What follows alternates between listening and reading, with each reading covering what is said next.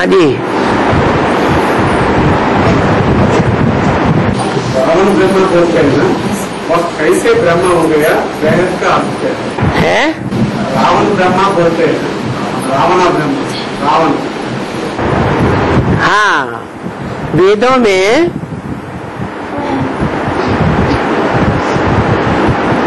दो शब्द आए हैं, रावण और ब्रह्मा।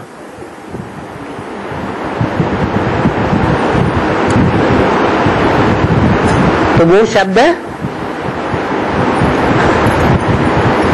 ये साबित करते हैं कि ब्रह्मा ही रावण है मूल।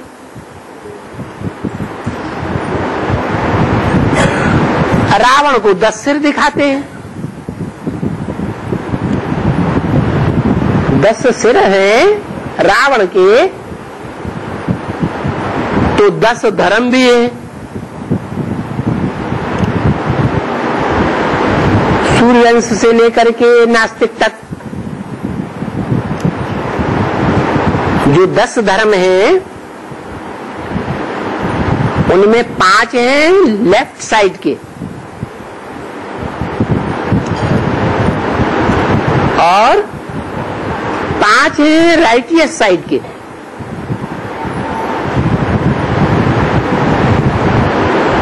जो 5 लेफ्ट साइड के हैं,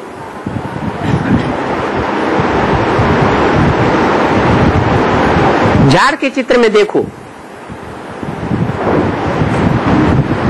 जड़ों में देखो कौन बैठा है? है? कौन बैठा है? ब्रह्मा बैठा है। इस्लाम जड़ में इस्लामी बैठा है। झाड़ के चित्र में नीचे ध्यान से देखो, 2 बड़े बड़े कौन बैठे हैं? अम्मा बाप बैठे हैं कि नहीं? अम्मा बाप हैं? हैं? हाँ।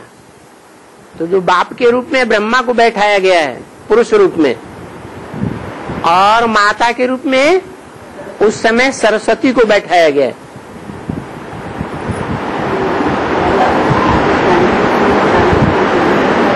समझने की बात है कि सृष्टि वृक्ष के ये माता पिता हैं। कौन? राम और कृष्ण। ये लेफ्ट साइड का पिता है। लेफ्ट साइड में कौन कौन से धर्म हैं? इस्लाम धर्म भी है, क्रिश्चियन धर्म भी है, मुस्लिम धर्म भी है, और लास्ट में नास्तिक धर्म भी है। आर्य समाजी तो राइटियस हैं, भगवान को तो मानते हैं, भगवान के स्वरूप को मानते तो हैं, यज्ञ तो मानते हैं। तो ये लेफ्ट साइड के 5 हो गए। ये पुरुष रूप है, और राइटियस साइड में जो है वो भारतीय धर्म है। भारतीय धर्मों में नीचे झाड़ में बैठी है माता, जिसको कहें जगदम्बा। दाढ़ी मूछ वाला जगदम्बा ब्रह्मा है, या ब्रह्मा शरीर छोड़ने के बाद कोई माता में प्रवेश करता है, वो ब्रह्मा है।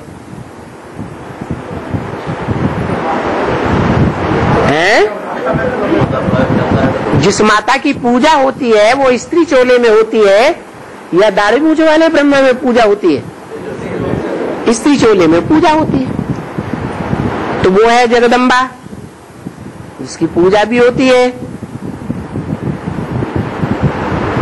पहला भारतीय धर्म। दूसरा है बौद्ध धर्म, उसके बाद है संन्यास धर्म, और चौथा है सिख धर्म, और 5वां आर्य समाज। ये 5 राइटियस साइड के हैं, परंतु ये जो 5 राइटियस साइड के हैं ये 5 प्रभाव में आ जाते हैं। बौद्धियों ने अहिंसा परमो धर्म का नारा लगा करके अपनी राजाई गंवाई या नहीं गंवाई हिस्ट्री में? और सन्यासी तो राजाई लेते ही नहीं, प्रवृत्ति मार्ग को छोड़ करके जंगल में ही चले जाते, उनकी राजाई की तो बात ही नहीं।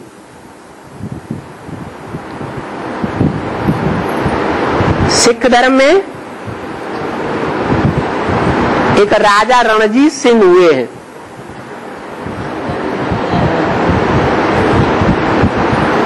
तो उनकी तो बहुत कम राजाई हुई। उसके बाद है आर्य समाज।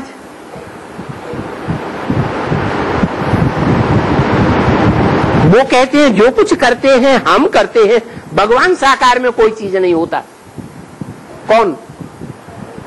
आर्य समाज। वो साकार को, देवताओं को भगवान के रूप में मानते ही नहीं। नर से कोई नारायण देवता बनता है ऐसे मानते ही नहीं, और बनाने वाला भी कोई भगवान होता है ये मानते ही नहीं। तो वो कहते हैं जो कुछ करते हैं हम करते हैं। तो उनका नाम पड़ गया कुरु। कुरु माने हम करते हैं। जैसे तथाकथित ब्रह्मा कुमारियां कहते हैं शिव बाबा ब्रह्मा के तन में आके ज्ञान देते हैं, और स्वर्ग की स्थापना कौन करता है? हम करते हैं। अरे बाबा ने तो मुरली में कहा है मैं आकर के राजधानी स्थापन करता हूं नई दुनिया की, और धर्म पिताएं सिर्फ धर्म स्थापन करते हैं, राजाई स्थापन नहीं करते। और ये क्या कहने लगे? ये कहने लगे उल्टी बात कि हम स्वर्ग स्थापन करते हैं। जैसे वो कौरव कांग्रेस गवर्नमेंट है, वैसे ये भी कुरु की संतान कौरव है, जो कहते हैं कि हम दिल्ली को स्वर्ग बनाएंगे। इन कौरवों का जो पिता था कौन था? गांधी जी।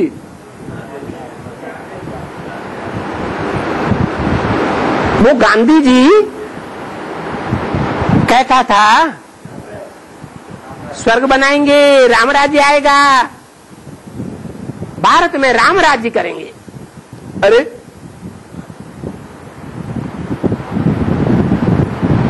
राम राज्य राम ही स्थापन करेगा कि कोई दूसरा स्थापन? गांधी जी स्थापन करेंगे। ब्रह्मा बाबा भी क्या कहते थे? है क्या कहते थे? अरे राम राज्य चाहते थे? नहीं चाहते थे? हैं? राम राज्य चाहते थे। वो गांधी भी गीता हाथ में उठाते थे और मुख से कहते थे रघुपति राघव राजा राम। ये तो दो बातें हो गई। वास्तव में बाबा ने इशारा दे दिया। गांधी मरा राजकोट में, मुरली में बोला गांधी मरा राजकोट में, कोई बड़े साहूकार सांवरेसी के यहां जाकर के जन्म लिया। ये बातें बेहद के बाद गांधी के ऊपर भी लागू होती हैं।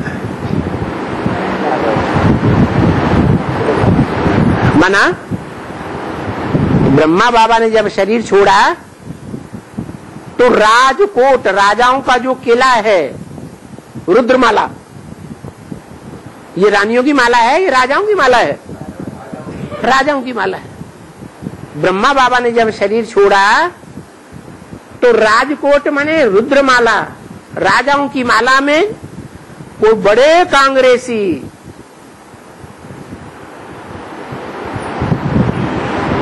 क्योंकि यज्ञ के आदि में कौन था कांग्रेसी? बड़ा कांग्रेसी, शास्त्रों में पढ़ा होगा, जो प्रजापति है जब वो तमो प्रधान बनता है तो उसे अहंकार आता है या नहीं आता है? आता है। हम तो समझते हैं कि क्यों आता है, क्योंकि दुनिया की हर चीज पहले सतो प्रधान और अंत में तमो प्रधान बनती है।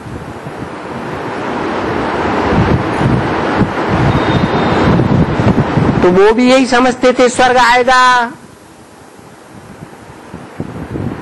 मैं जाकर के कृष्ण बनूंगा। लेकिन ऐसा हुआ नहीं। उनके फॉलोअर्स भी अभी यही कर रहे हैं, समझते हैं हम स्वर्ग स्थापन करेंगे। बाबा ने बोला है ना, ब्रह्मा द्वारा स्थापना, लेकिन ब्रह्मा द्वारा काहे की स्थापना? ब्राह्मण धर्म की स्थापना। ये थोड़े ही बोला कि दाढ़ी मूछ वाले ब्रह्मा के द्वारा कोई स्वर्ग की स्थापना होती है। वो तो तब होगी जब वो शरीर छोड़ करके कोई माता में प्रवेश करके पाठ बजाते हैं, तो माता गुरु के द्वारा उद्धार होता है, स्वर्ग के गेट खुलते हैं, वो रूप ही दूसरा हो जाता है। ये जितने भी है शरीर छोड़ छोड़ करके ब्रह्मा सरस्वती की तरह जा रहे हैं, वो सब पुरानी दुनिया में जन्म लेने वाले नहीं है। वो सूक्ष्म शरीर के द्वारा रुद्रमाला के मणकों में प्रवेश करके पाठ बजाने वाली आत्मा है। और पहले वो अपोजिशन करती है,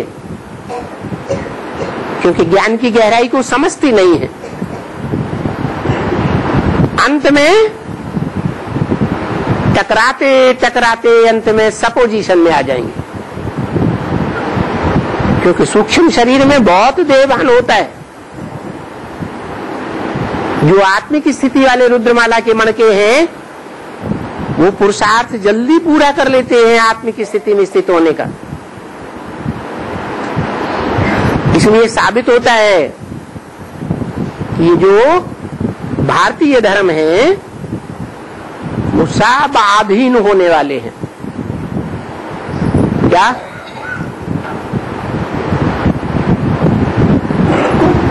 ओम राधे मम्मा किसके अधीन थी?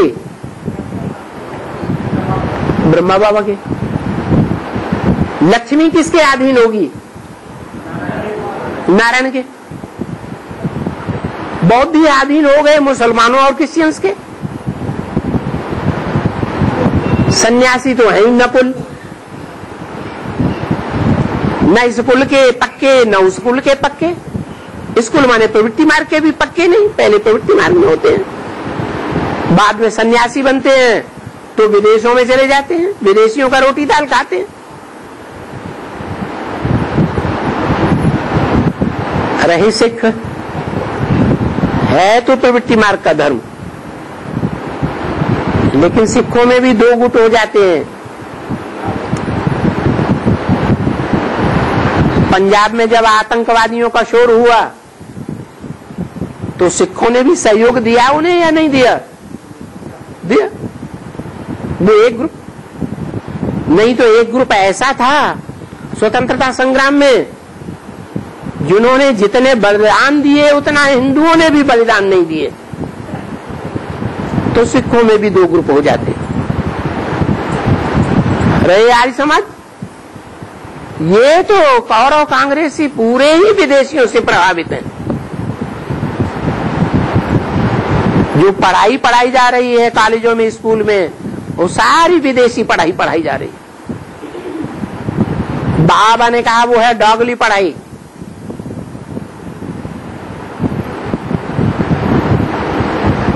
तुम्हारी है गॉडली पढ़ाई।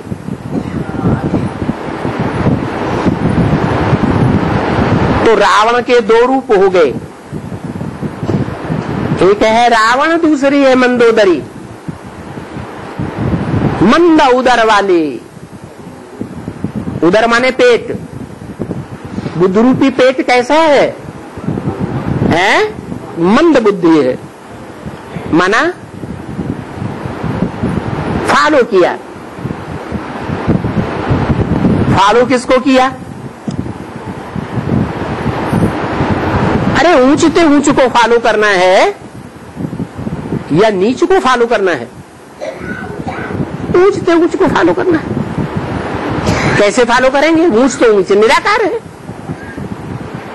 जो निराकार है उसकी बातों को फॉलो करना है।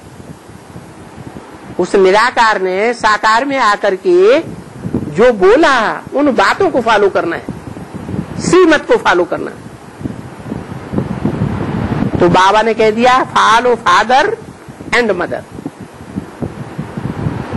फादर हो गया शिव बाबा,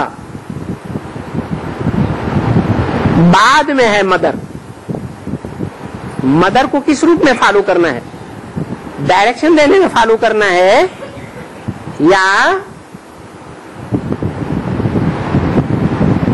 कर्मों में फॉलो करना है? कर्मों में फॉलो करना है। ब्रह्मा बाबा के द्वारा जो कर्म हुए वही कर्म हमको करना है। कर्मों में जगत पिता शंकर को नहीं फॉलो करना है,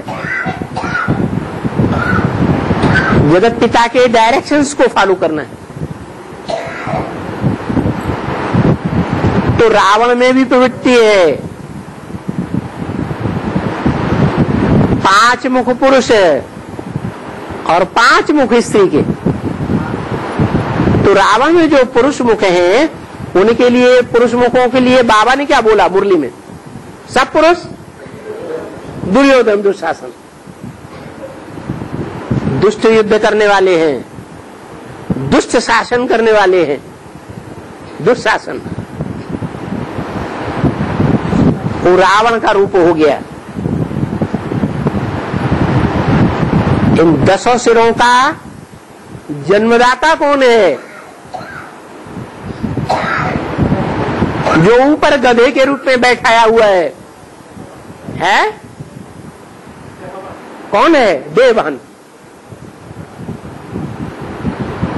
काम विकार नहीं, क्रोध विकार नहीं, लेकिन देवभान है। माना ब्रह्मा बाबा काम विकार नहीं भोगते थे, लेकिन गोद में लेकर के हिलाना डुलाना बहुत करते थे। और ऐसे अगर करेंगे सारे शरीर की चंचलता उसमें आ जाती है। तो इंद्रियों में क्षरण होगा या नहीं होगा? इंद्रियां पतित होंगी या नहीं होंगी? है कि निर्विकारी इंद्रियां बन जाएंगी? अंदर अंदर पतित होती रहती थी, शक्ति क्षीण होती रहती थी। बाहर की दुनिया में किसी को पता नहीं चलता। वो कोई इंद्रिय जीत नहीं बन गए थे। अगर योगी ऐसे बन गए होते इंद्रिय जीत, तो बाबा ने मुरली में ऐसा क्यों बोला? योगियों का कभी हार्ट फेल नहीं होता है। उनका तो हार्ट फेल हो गया। पहली जो बुलेटिन निकली माउंट आबू से उनके शरीर छोड़ने के बाद, उसमें लिखा हुआ है डॉक्टर जब तक आया तब तक उनके हार्ट में दर्द हुआ, शरीर छोड़ दिया। मतलब ये है कि देवभान उनमें सबसे जास्ती था। वो देवभान गधे के रूप में दिखाया गया। इतना देवभान है कि इतना एडवांस ज्ञान सारा सामने आता है, लेकिन वो आत्मा मानने के लिए तैयार नहीं है कि मैं गीता का साकार भगवान नहीं हूं। मानने के लिए तैयार है नहीं, तो वो गधा है। रावण का भी कौन? 10 सिरों का भी कौन? जन्मदाता, देहभान। और राम के लिए क्या बोला? क्या बोला है? राम के लिए बोला है वो पुरुष मुख है। जब तामसी बनता है तो सारी दुनिया का कंट्रोलर है।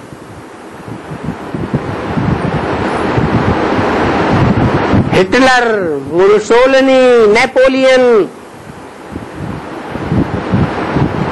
इतना कंट्रोल नहीं कर पाते दुनिया को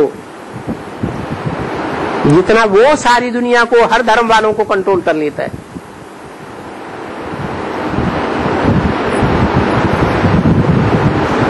उसका जो पार्ट है वो सारी दुनिया को रुलाता है, या रोने से दुनिया बच जाती है जब विनाश होता है? सारी दुनिया रोती है।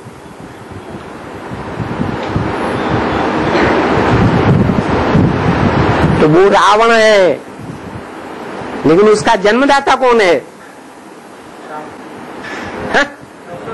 राम ही रावण बनता है, रावण को जन्म देता। 10 सिरों का जन्मदाता कौन है? अरे राम ही रावण वो तो है, लेकिन उसको जन्म देने वाला कौन है?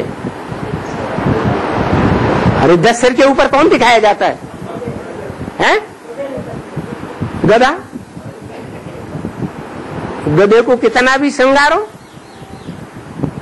कितना भी ज्ञान रत्नों से श्रृंगारा जा रहा है, लेकिन वो फिर भी क्या करता है? वो कृष्ण वाली आत्मा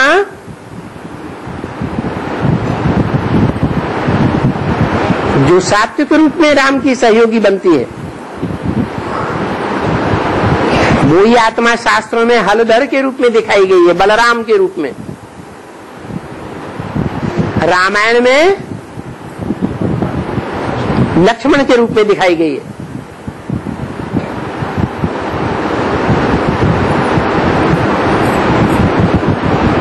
तो जो बलराम के रूप में दिखाई गई है, उसका पार्ट क्या है? जब वो युद्ध करता है तो कौन सा शस्त्र अपनाता है? हल। अब उसको तो शरीर ही नहीं है, तो हल कहां से चलाएगा? अपना शरीर नहीं है तो कोई शरीर में प्रवेश करता है या नहीं करता है? कोई शरीर में सवारी करता है या नहीं करता है? करता है। तो जिस शरीर में सवारी करता है, ब्रह्मा को बैल कहा है मुरली में। बैल जब शरीर में प्रवेश करेगा कोई शरीर में, तो अपनी बैलबाजी से बाज आएगा। वो बैलबाजी करेगा या नहीं करेगा? करता है। ये हिसाब किताब है। शरीरधारी पकड़ा जाएगा या प्रवेश करने वाली आत्मा पकड़ी जाएगी? शरीरधारी पकड़ा जाएगा।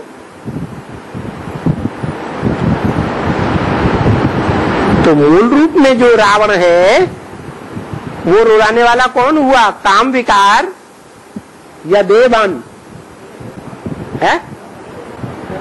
देवभान ही रावण हुआ। रुलाने वाले को रावण कहा जाता है।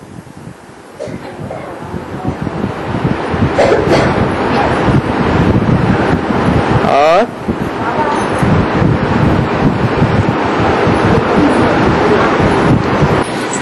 राम ही रावण बनता है ना, इसको मैं क्या बात है? राम ही का बात करते हैं ना, राम ही नारायण बनता है। रावण का अर्थ क्या है? रुलाने वाला। राम वाली आत्मा जब सतो प्रधान है तो नारायण है। नारायण नार माने जल, आयन माने घर। जो ज्ञान जल में निवास करता है वो नारायण है। तो जो ज्ञान जल में निवास करने वाला ज्ञानी तू आत्मा मुझे विशेष प्रिय है, वो किसी को दुख दे सकता है? नहीं दे सकता। वो सतो प्रधान स्टेज है। हर आत्मा की शुरुआत में सतो प्रधान स्टेज बनती है और कलयुग के अंत में तमो प्रधान स्टेज बनती है। तो 500-700 करोड़ आत्माओं के बीच में सबसे जास्ती सतो प्रधान कौन बनता है? राम वाली आत्मा।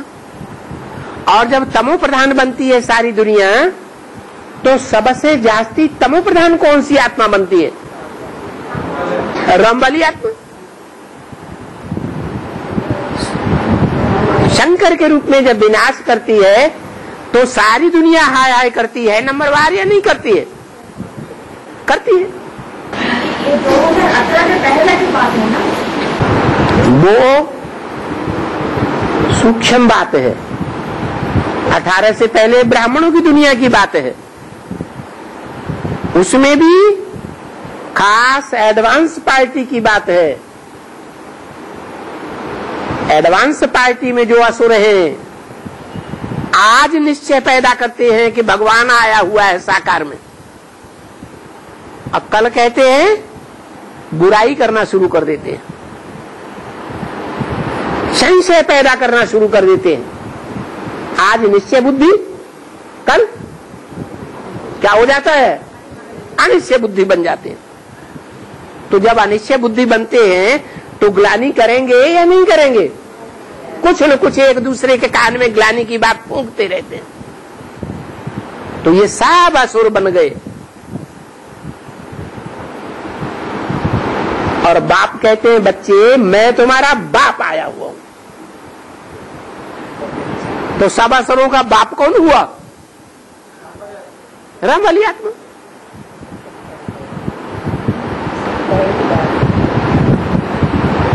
वो बड़े से बड़ा असुर भी है तमो प्रधान स्टेज में, और बड़े से बड़ा सुर देवता भी है। और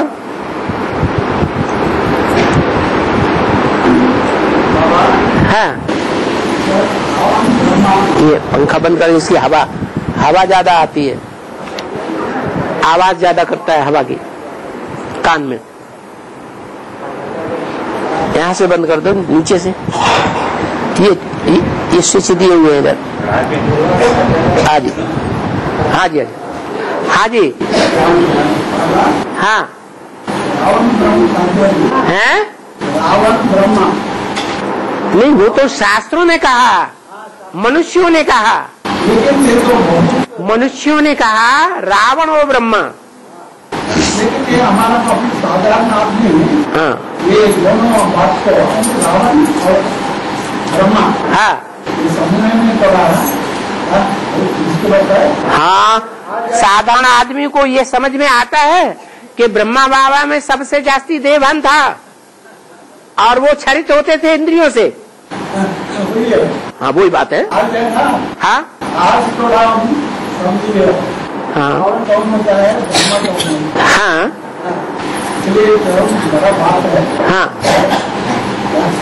मोहम्मद की बात नहीं है, हमारा नहीं, आपको कुछ कहना चाहते हैं, वो कहिए। क्या? रावण मतलब आपका बिना जो श्रावक राम का पार्ट है, इसको रावण कह सकता है करके है। आज में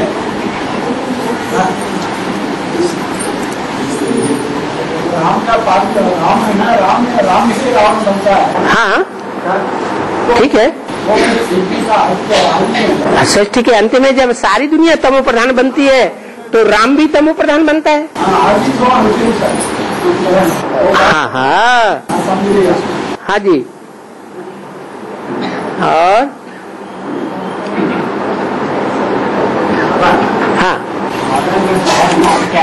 है?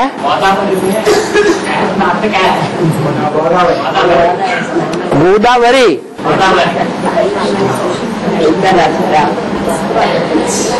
गोद कहते हैं, गोद।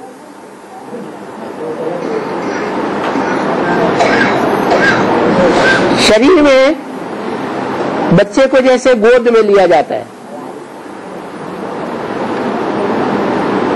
वरी मानी श्रेष्ठ, जिसने श्रेष्ठ आत्माओं को गोद में लिया, उसका नाम पड़ गया गोदावरी। श्रेष्ठ श्री को कहा जाता है। श्री मानी है श्रेष्ठ, और श्री लक्ष्मी को ही कहा जाता है। श्री देवी लक्ष्मी को कहा जाता है ना। तो गोदावरी की जो गोद है, उसका विस्तार कौन से स्टेट में जाकर होता है? निकलती तो किसी दूसरे स्टेट से है, और जब आगे बढ़ती है तो उसका विस्तार बहुत हो जाता है। कौन से स्टेट में? आंध्र में। नाम आंध्रा क्यों पड़ा है? क्योंकि भाषा न जानने के कारण ईश्वरीय ज्ञान को अच्छे से पहचान नहीं पाते, और माँ बाप के बच्चे भी नहीं बन पाते। क्योंकि बच्चों की पहचान ये होती है, माँ बाप के बच्चे जो होते हैं वो किसकी भाषा बोलते हैं? माँ बाप की मातृभाषा बोलते हैं। तो ये मातृभाषा नहीं सीख पाते,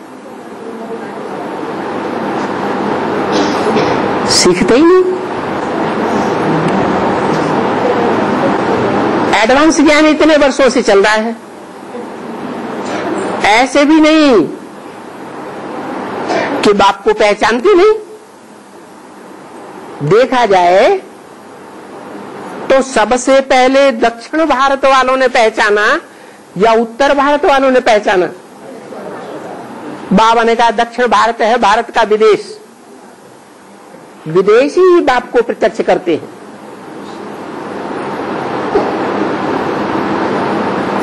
तो बाप जो सन 76 के बाद प्रत्यक्ष होता है, राम बाप, उसको पहले पहचाना तो कर्नाटक वालों ने, वो भी विदेश है। लेकिन पार्टियों की धूमधाम जो है वो करने वाला स्टेट कौन सा है? ढेर की ढेर पार्टियां वहां पहुंच गई। जिस कोने से बाप प्रत्यक्ष होता है वो कौन सा स्टेट है? आंध्र प्रदेश। अब सवाल है उसको आंध्रा क्यों कहा जाता है?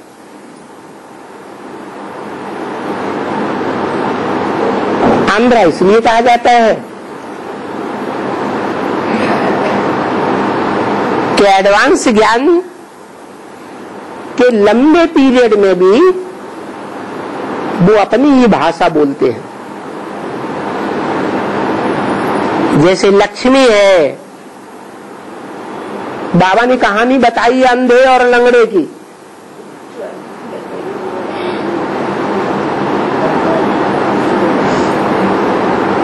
लक्ष्मी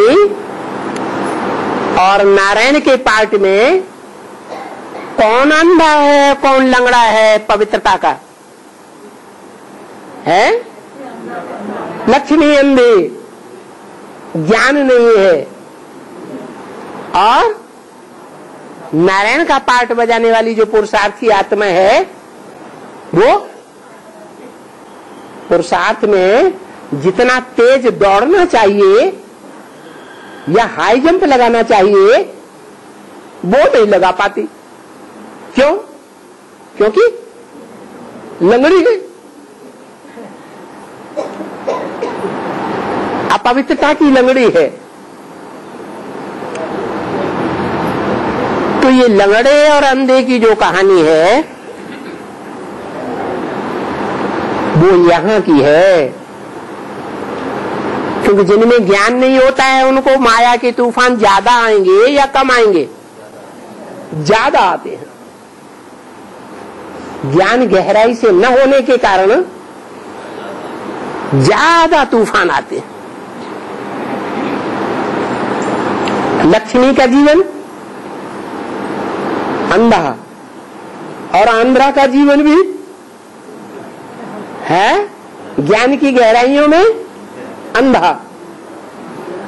इसलिए यहां तूफान बहुत आते हैं, लेकिन बहुत तूफान आने के बावजूद भी ये ज्ञान सागर के सबसे जास्ती नजदीक है या दूर है?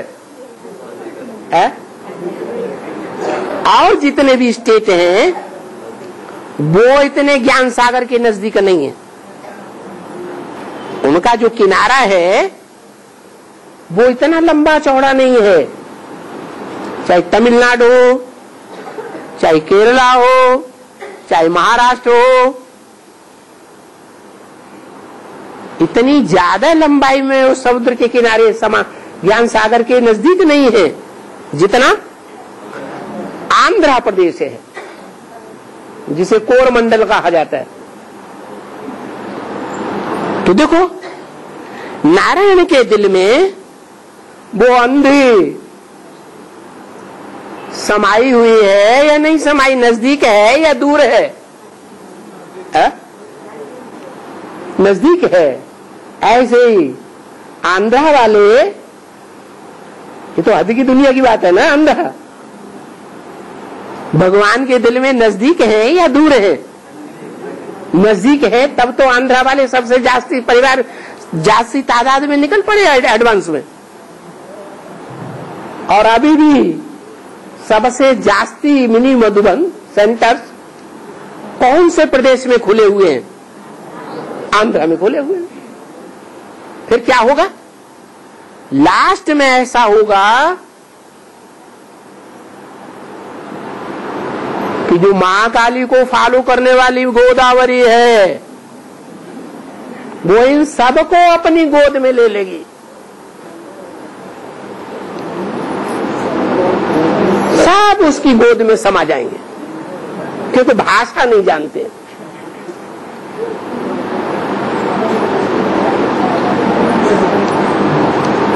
बाबा तो दबाव देते हैं कि सब भाषाएं सीखना चाहिए। इसमें भी हिंदी भाषा तो बहुत मुख्य है, क्योंकि भगवान के मुख की भाषा है। लेकिन ड्रामा की ऐसी भाभी 86-87 से आंध्रा की आत्माएं निकल रही है। कितने साल हो गए हैं? 30 साल होने जा रहे हैं। जबकि दुनिया की सबसे सहज भाषा भगवान की भाषा है, हिंदी भाषा, तो भी सीखते नहीं। वो अपनी ही भाषा बोलते हैं।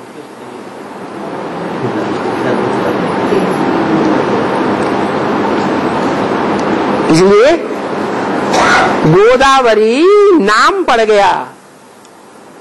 वरी मानी श्रेष्ठ को गोद में लेने वाली। किसको गोद में लेती है? लक्ष्मी जैसी अंधी आत्माओं को क्या करती है? गोद में ले लेती है। तो नाम पड़ गया गोदावरी।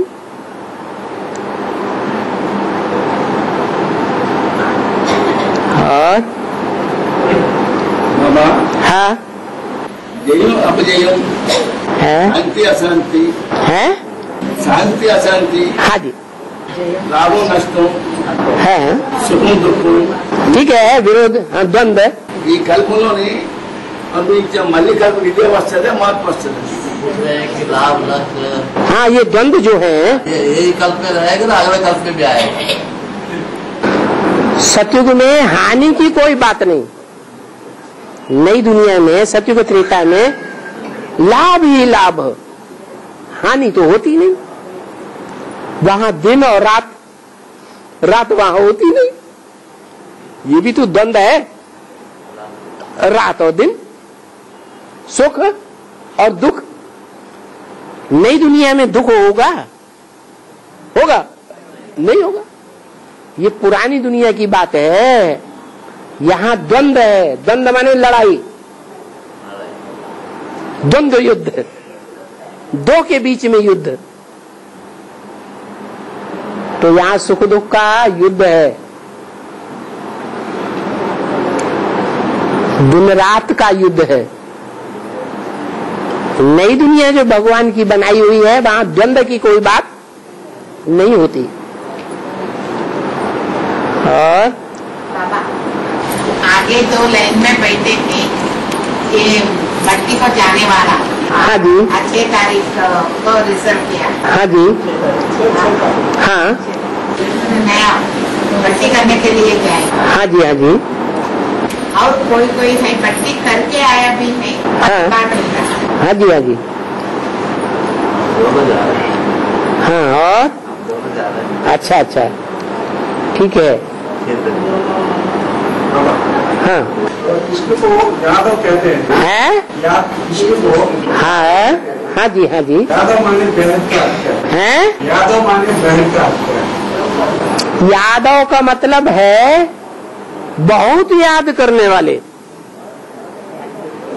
क्या? लेकिन निराकार को याद करते हैं या साकार में निराकार को याद करते हैं? निराकार को याद करते हैं, इसलिए उनका नाम है यादव। कृष्ण कौन से कुल का था? है? यादवों के कुल का था। और शंकर को कौन से कुल का कहेंगे? यादवों का हेड कौन बताया मुरली में? है? शंकर। इसका मतलब हुआ जो बाबा ने मुरली में बोला, next to God is Shankar, next to God is Krishna. तो नेक्स्ट टू गॉड एक होगा या 2-4 होंगे? एक ही होगा। माने जो कृष्ण है वो ही शंकर है, संगम युगी कृष्ण।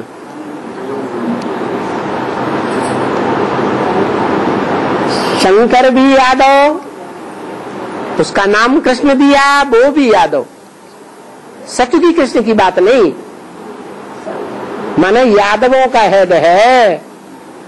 माना झाड़ के चित्र में लेफ्ट साइड के विधर्मियों की तरफ बैठा हुआ है बाप,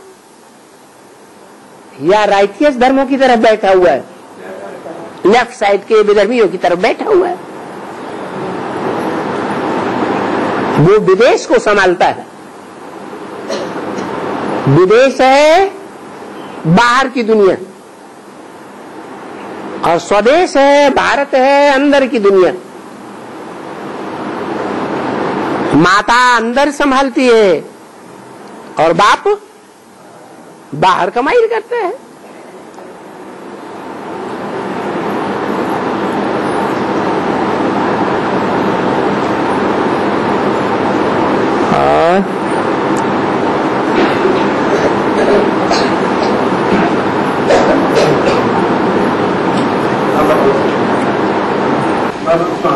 सतत मंगली में बाबा ने बोला तुम सब पार्वतियां हो।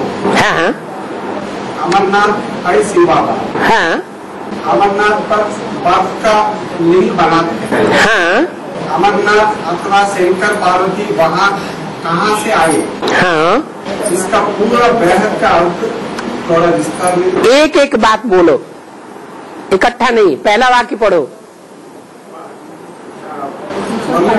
बाबा ने बोला तुम सब पार्वतियां हो। तुम सब पार्वतियां हो, इसलिए बोला कि तुम सब पार लगाने वाली हो।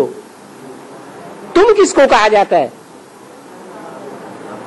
सामने जो बैठते हैं उनको तुम कहा जाता है। जिस तन में प्रवेश करके शिव बाबा बोलते हैं तुम सब पार्वतियां हो, वो तन पुरुष तन है, स्त्री चोला है? पुरुष तन। जो पुरुष तन है वो दुनिया का सबसे पतित तन है या पावन है? सबसे पतित तन। उसके मुकाबले जो सामने बैठे हुई आत्माएं हैं वो ज्यादा पावन है या कम पावन है?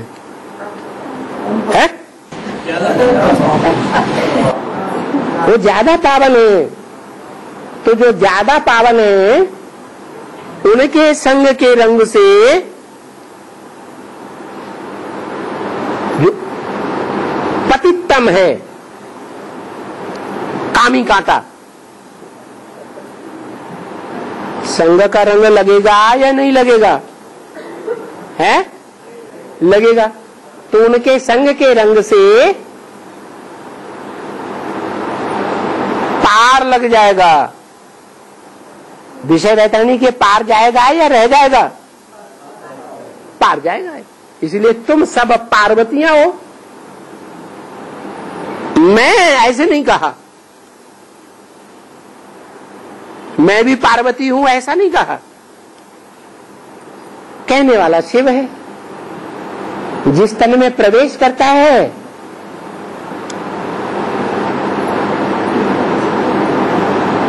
वो इस दुनिया में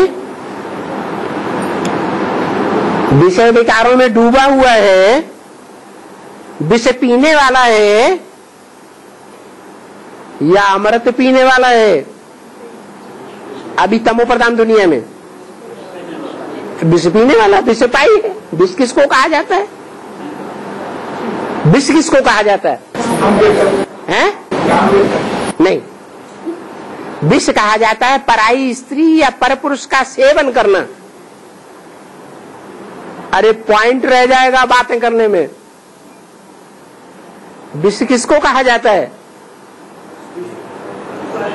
पराई स्त्री या परपुरुष को संग करने में विष कहा जाता है।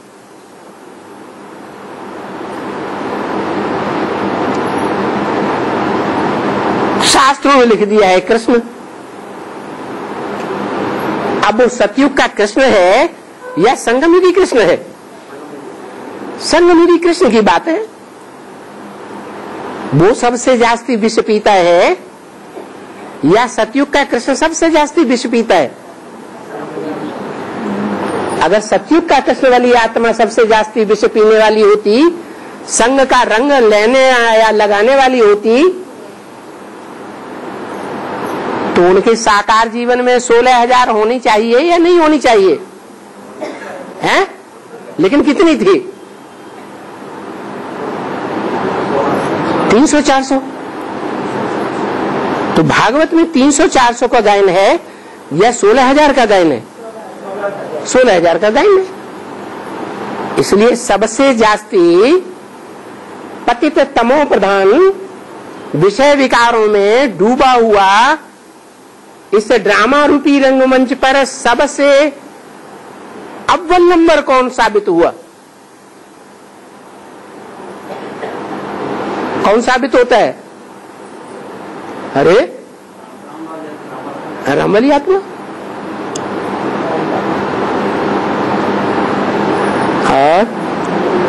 और दूसरी बात कहते हैं शंकर द्वारा विनाश।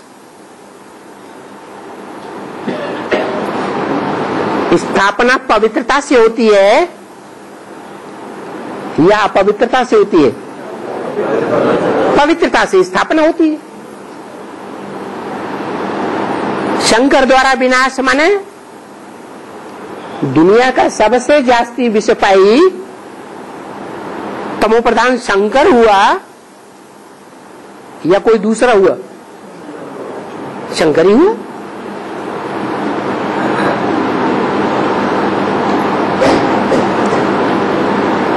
तामसी वृत्ति संसार में फैलाने में सबसे जास्ती हकदार शंकर माना गया।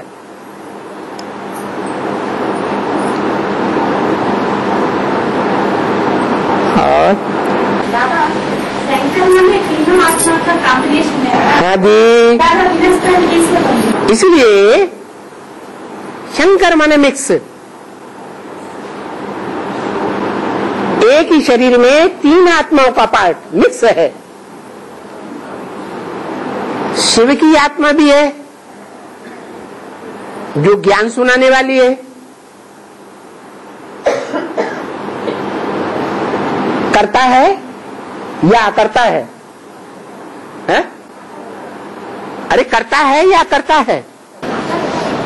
करता है, अकरता है। करता कुछ नहीं है, वो सिर्फ ज्ञान सुनाता है। बाकी दो महात्मा रह गई, सती की कृष्ण वाली आत्मा और राम वाली आत्मा। कृष्ण वाली आत्मा का सूक्ष्म शरीर है और राम वाली आत्मा का साकार शरीर है। तो कुछ कार्य करने न करने का जो फल है वो किसके ऊपर जाएगा? साकार के ऊपर जाएगा। तो राम वाली आत्मा और कृष्ण वाली आत्मा ये दोनों भागीदार हैं।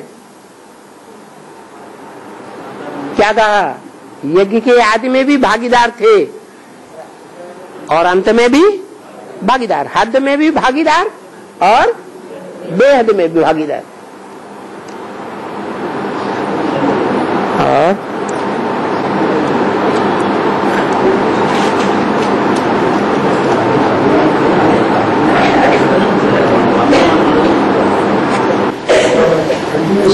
अमरनाथ है शिव बाबा, अमरनाथ पर बर्फ का लिंग बनाते हैं। अमरनाथ पर बर्फ का लिंग बनाते हैं। अमर मरने वाला नहीं, माने जो भी 500-700 करोड़ आत्माएं सबको निश्चय अनिश्चय बुद्धि रूपी जन्म और मृत्यु होता है, लेकिन उसको मृत्यु नहीं हो सकती। उसके लिए गाया हुआ है कालों का काल महाकाल। वो अमर है और वो अमरपने का जो मंदिर है वो नीची स्टेज में है या ऊंची स्टेज में? पहाड़ पर है, ऊंची स्टेज में है। माने वो आत्मा याद की ऐसी ऊंची स्टेज पर जब चढ़ जाती है तो बाबा ने बोला योग बल से तुम्हारी इंद्रियां शीतल हो जाएंगी। कैसी हो जाती है? काम विकार वाली जो लिंग इंद्रिय बताई जाती है, जिसकी पूजा हो रही है, वो गर्म रहती है, मार मारने वाली रहती है या शीतल हो जाती है? और बर्फ तो बहुत शीतल होती है। तो बताया वो गरम गरम लिंग नहीं है, ऊंची स्टेज में क्या है? बर्फ का लिंग है।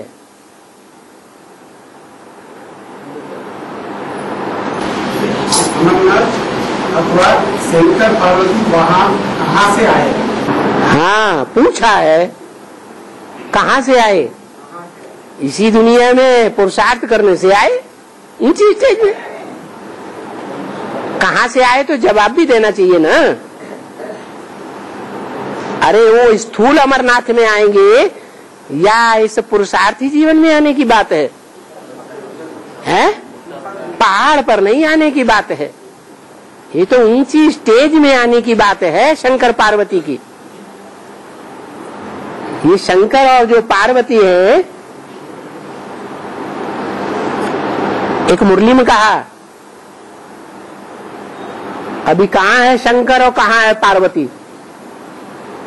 ब्रह्मा द्वारा जब वाणी चलाई जा रही थी तो शंकर और पार्वती थे नहीं। अभी वर्तमान में बुद्धि में तो ज्ञान बैठ गया। सन 76 के लिए बाबा ने बोला था इन लक्ष्मी नारायण का या शंकर पार्वती का जन्म कब हुआ? आज से 10 वर्ष कम 5000 वर्ष हुआ।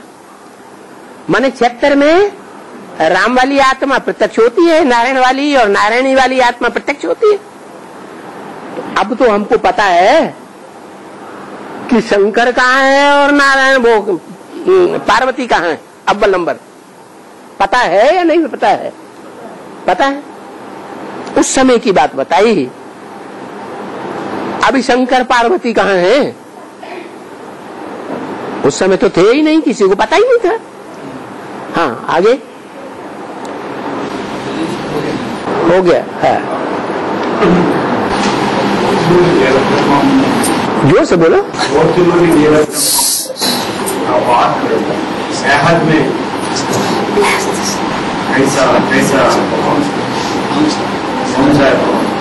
किसका पार्ट है? आंध्र प्रदेश में भविष्यवाणी बताया। हाँ, उनका नाम है पोतुलूरी वीर ब्रह्मेंद्र स्वामी। उनका नाम, उनका बेहद का कौन है? क्या बेहद का? वो आदमी कौन है? कौन आदमी? वो भविष्यवाणी बताया ना 200 साल के पहले है। 200 साल के पहले भविष्यवाणी। 200 साल पहले किसी ने भविष्यवाणी बताई? क्या क्या भविष्यवाणी बताई है? कालज्ञान बताया। क्या बताया? कालज्ञान, सार ज्ञान बताया? कालज्ञान, तारक ज्ञान, टाइम नॉलेज, काल ज्ञान बताया। हाँ, तो दुनिया ऐसी गिर जाएगा ऐसे सबको बताया। 200 वर्ष के बाद गिर जाएगी? पहले बताया। 200 वर्ष के पहले ही गिर जाएगी? नहीं, उस समय 21 सेंचुरी का बात बताया। हाँ, ऐसे बच्चे को मर जाएगा। हाँ, इसके बाद भगवान का अवतरण नहीं बताया। ठीक है, दुनिया गिर जाएगी ये बात तो बताई ना। भगवान का अवतार तो बताया नहीं। हाँ, तो मुसलमानों की जो किताबें हैं उनमें भी बताया है। हाँ, जो ख्रिस्त संवत है उसके 1400 वर्ष जब पूरे होंगे तो तवारीख ही नहीं है उनकी, खत्म। भगवान के बारे में कोई नहीं बताया। तवारीख नहीं है, माने तारीख ही नहीं है। इसका मतलब 1980 में जब ख्रिस्त संवत पूरा हुआ मुसलमानों का तो दुनिया खत्म समझो। उनको पता नहीं है दुनिया आएगा ऐसा। भगवान की बात नहीं है। उन्होंने काल ज्ञान बताया कि दुनिया गिर जाएगी। तो दुनिया गिर गई। अभी गिर गए। हाँ, 80 के बाद दुनिया गिरी हुई है ना। अब पूछना क्या है इसमें? वो कौन है? दुनिया को खलास करने वाला कौन है? जिसकी बुद्धि में दुनिया के खलास करने की बात उठती है और कोई बात ही नहीं उठती। कौन है? फिर शिव बाबा नहीं। शिव बाबा तो 200 वर्ष पहले आता ही नहीं है। शिव बाबा तो अभी की बात है। शिव जिसमें प्रवेश करता है वो काल ज्ञान बताता है खलास होने वाली दुनिया का। दूसरा कोई कैसे बताएगा? और बाबा शंकर देव पुलिसर शंकर क्यों जो छाल लगाते है? हैं, बाघ की छाल लगाते हैं। हाँ, क्यों लगाते हैं? हाँ, वो बागंबर कहा जाता है। बाघ का अंबर, अंबर माने कपड़ा। वो बाघ का कपड़ा पहनता है। इसका मतलब ये है कि वो बाघ का रूप धारण करके आता है संसार में। जो बाबा ने बोला है त्रिमूर्ति में 3 शेर रख दिए हैं दुनिया वालों ने, वो 3 शेर नहीं है। बाबा ने कहा एक ही शेर है, एक घोड़ा है मन रूपी और एक बकरी है। तो जो शेर है जिसे बाघ कहा जाता है, अंग्रेजी में टाइगर कहा जाता है, वो ही टाइगर हमारे देश का आज भी राष्ट्रीय पशु है,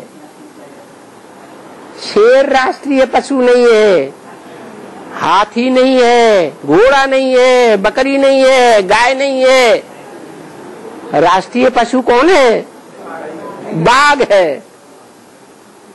बहुत क्लेवर होता है, चालाक होता है और ताकतवर भी बहुत होता है। जब गुस्से में आता है तो बहुत फूल जाता है।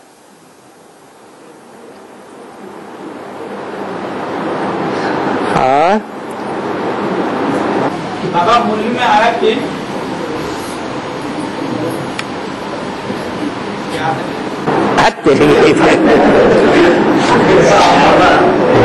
आत्मा का तीन स्थिति है ना, है आत्मा तीन है ना, मन चित्त और बुद्धि। मन चित्त और बुद्धि, मन मन चित्त और बुद्धि,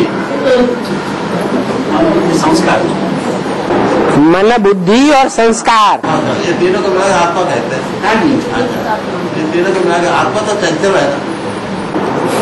आत्मा, मन में चंचलता है, आत्मा में जो मन है चंचल वो चंचल है। जैसे शिव की आत्मा है, उसमें चंचलता है मन, उसमें मन नहीं है, वो असोचता है। शिव असोचता है, सोच विचार करने की उसे दरकार ही नहीं, मन उसमें है ही नहीं। और बाकी 500-700 करोड़ आत्माओं में मन काम करता है। तो जो मन है वो आत्मा की, जन्म के चक्र में आने वाली आत्माओं की एक शक्ति है, और उस मन को भी कंट्रोल करने वाली शक्ति है बुद्धि। इसलिए गीता में आया हुआ है, इंद्रियाण परान्याहु, इंद्रियां बड़ी प्रबल हैं, कंट्रोल करना बड़ा मुश्किल है। इंद्रियाण परान्याहु, इंद्रियेभ्यः परम मन है। इंद्रियों से भी प्रबल है मन।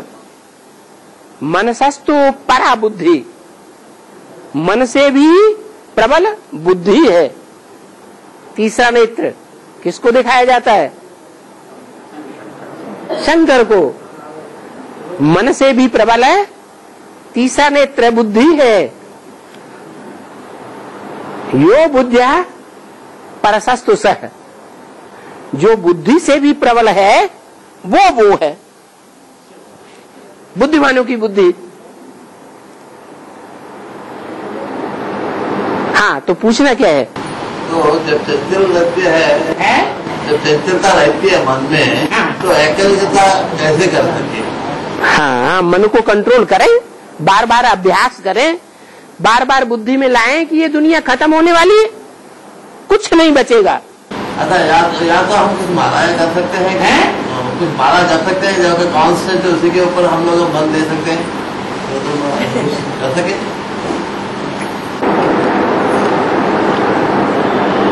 आप माला को क्यों याद करना चाहते हैं? माला को याद नहीं करना चाहता हूँ, माला को उसके जो पॉइंट है, जो मन के, वो तो आत्माओं की यादगार है। हाँ, वही वो आत्माओं को, ढेर आत्माओं को क्यों याद करेंगे? माला तो श्रेष्ठ आत्माओं के समूह का यादगार है। उस माला आत्माओं के समूह को क्यों याद करेंगे? वो आत्माएं तो सब नीचे गिराने वाली हैं। अच्छा, तब तो हम कॉन्सेंट्रेशन किसके ऊपर करें, ध्यान किसके ऊपर करें? माला में जो ऊपर फूल है, फूल बहुत हल्का होता है, वो हल्का फुल्का आत्मा शिव है। और आत्माएं सब तामसी स्टेज में भारी हो जाती हैं, शिव कभी भारी नहीं होता। वो कब प्रवेश करता है ब्रह्मा में, कब चला जाता है, पता ही नहीं चलता। गुलजार दादी में ब्रह्मा की सोल प्रवेश करती है, पता लग जाता है, क्योंकि उनमें दबाव पड़ता है उस आत्मा का। वो आत्मा बहुत भारी है। शिव तो बहुत हल्का फुल्का है, इसलिए माला के ऊपर फूल दिखाया जाता है, शिव की यादगार। तो उस हल्के फुल्की आत्मा को याद करो, और मनकों को क्यों याद करेंगे? वो तो जन्म मरण के चक्र में आने वाली है। उसको याद नहीं करेंगे, जो फूल है उसी को याद करेंगे। फूल को याद मत करो, फूल का रूप क्या है वो समझना है। वो है जैसे हम बिंदु बिंदु आत्माएं हैं, जिसकी यादगार बिंदी लगाते हैं, जिसकी यादगार टीका लगाते हैं, आत्म की स्मृति में टिकने की निशानी। तो वो बिंदी, वो स्टार हमको समझना है। क्या? वो स्टार इस भ्रकुटी के मध्य में है, जो गीता में बोला भ्रवोर मध्य प्राणमावेश सम्यक। जब शरीर छोड़े तो भ्रकुटी के बीच में आत्मा को याद करे। आत्मा है ज्योति बिंदु, स्टार, उस पर कंसंट्रेशन करना है। क्यों नहीं कर सकते? ये हुई आत्मिक स्थिति। लेकिन आत्मा तो बैटरी है। जो आत्मा बैटरी है वो अभी डिस्चार्ज है। उस बैटरी को याद करके फिर उसे चार्ज करना है बड़ा बैटरा से। वो बड़ा बैटरा शिव का रथ है। उस रथ में जनरेटर शिव है।